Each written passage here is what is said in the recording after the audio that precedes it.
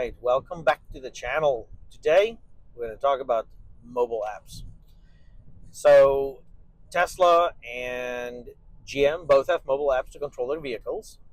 This was one of my fundamental requirements to buy a non-Tesla after owning a Tesla, is I wanted to make sure that they had over-the-air updates, that they had API accessibility, so third-party mobile apps can be built that can gather data on statistics. That's not quite there yet, but it is coming from GM. And thirdly, that they had to have a mobile app. I wanted to be able to have that mobile experience in my vehicle. And side by side, when you compare the Tesla and the GM mobile apps, you'll be like, okay, it's comparable. It's pretty good, pretty good. Looks very similar, has probably kind of similar functionality.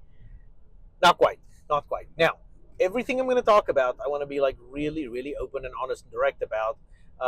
The apps can get there. So GM can get their app there once they have enough interest, enough customer base to justify the investment. They'll be able to get their app there and even potentially beat Tesla. I know that feels like it's really a crazy thing to say, but it really is possible, in the sense that Tesla is very well established in their mobile app, and they're ahead a lot. But I feel like that's not really a good excuse for GM to say that our app's not as good because the other app's been around a long time. Just follow up, pull there a page out of the book from China. The Chinese market is unapologetic about copying competitors. It's okay in this case. Like, just Tesla's app works well, just do what they do and then innovate from there. Okay. So what are some of the things that's missing? The first thing for me is the latency. The GM app is terrible. It's not, I can't even sugarcoat it. It is slow to load. Okay, I can live with that. But once it's loaded, from a command being sent to it actually happening on the vehicle can be a minute or more. Like 30 seconds, a minute.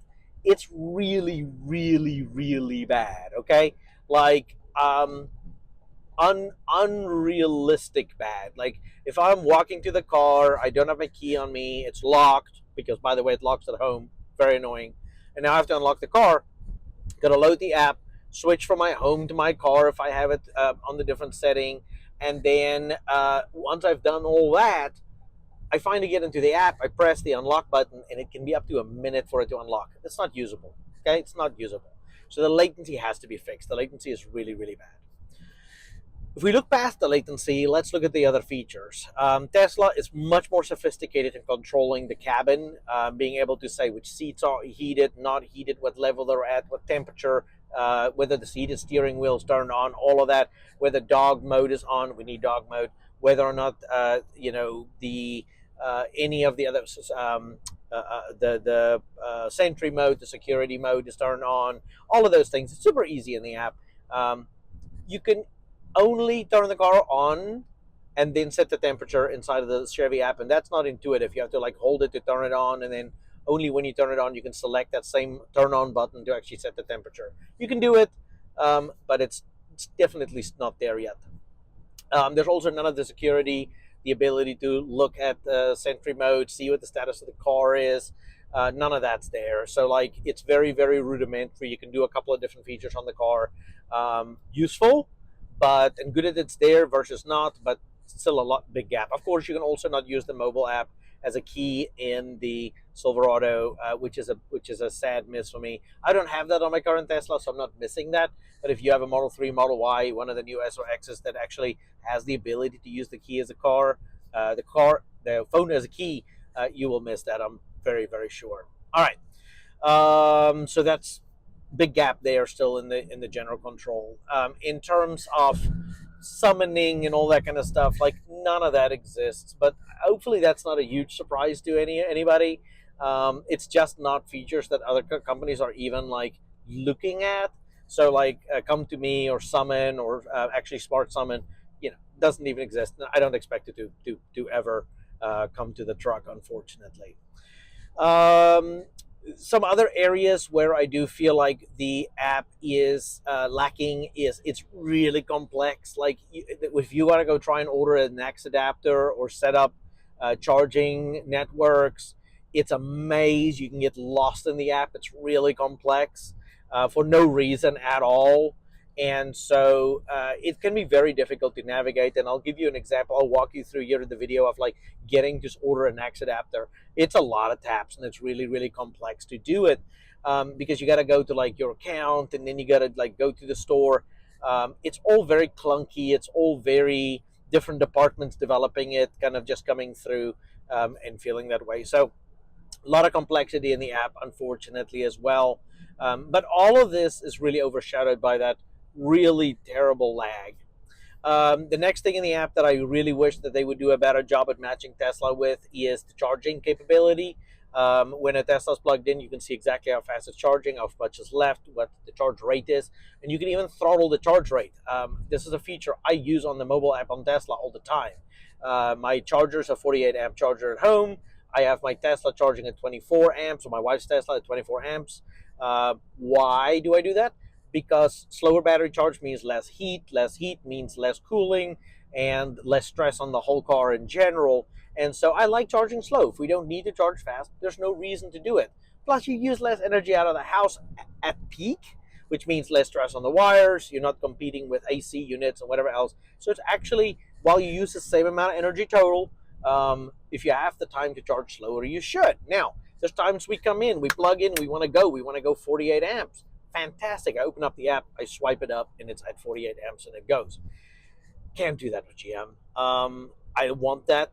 I want that soon because it really, really, really is an important feature for us. Today, the GM, even the top of the line charger, I've got the bi-directional, really, really fancy, complex charger that comes with a vehicle to home system. It can charge up to 80 amps, which is lovely, except for the fact that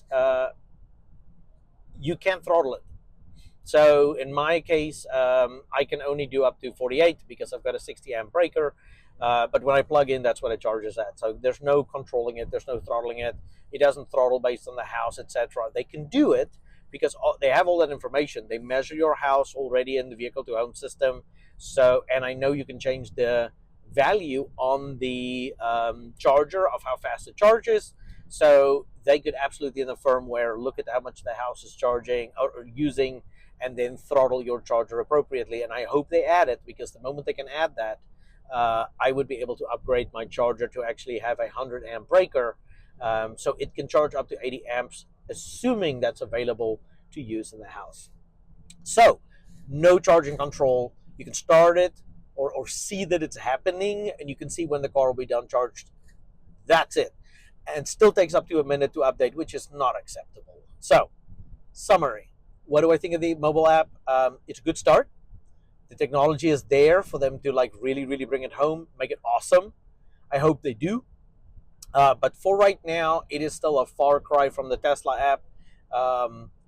Simplicity needs to be introduced, like clean up stuff, simplify things, make it so that it can control the vehicle features more succinctly, faster, and allow me to charge, manage charging. There is a couple, you can do a lot in the app, which is really impressive, especially around road trip planning, which I really, really appreciate. You can set stops, calculate distances, how much charge is left and all those things. It's really, really amazing. They actually did a really good job with it. It gets a little complex and it doesn't always translate to the vehicle perfectly. And then there's always the wonderful complexity of OnStar mixed in there. It's complicated. Like OnStar, like I wish GM would just kind of give up on the OnStar as a service kind of concept. Like with connected cars, it just doesn't make sense. I don't understand what the kind of the value proposition there is. Maybe I'm just not the right demographic for it. So feel free to leave comments if you actually have a better opinion as to what I'm missing with OnStar. Like what's the key thing that I use there? I've had it in multiple cars. I've owned it. Never had an account. I've never turned it on. I've never used it. So I can't speak to how good it is. But they have it kind of this mixed. OnStar is kind of mixed in with a whole bunch of the other services. But yeah, mobile app's usable. Not there yet. Lots of opportunity to improve. I look forward to seeing how it evolves over the next couple of years. Thank you so much for tuning in. If you made it to this point, like and subscribe. I'm going to do more content on what it's like to live with the Silverado, what some of the real world challenges is. I was comparing to the Tesla that we have and that I've driven in the past. So if that's interesting to you, make sure to come back for more. Have a fantastic day.